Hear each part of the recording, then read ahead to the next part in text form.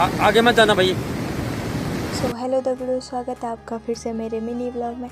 तो आज सुबह उठते ही देखा कि बहुत ज़ोरदार बारिश लगी है। तो सुनने में आया कि बादल फट गए हैं। फिर हम भी चले गए देखने, क्योंकि फेक न्यूज़ भी आती है, पर लोग जा रहे थे तो हमने देखा कि चलो जाते हैं। फिर आगे से देखा तो बहुत सारे लोग जा रहे थे सुबह सुबह।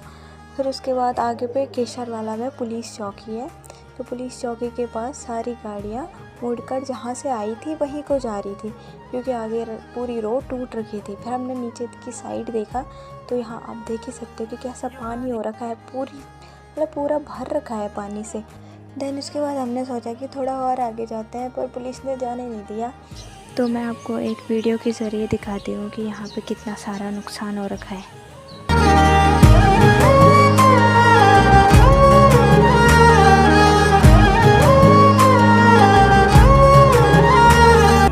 थमी जा बगण्या पाणी, थमी जा उडण्या बादल, ने जा यो भूमी छोड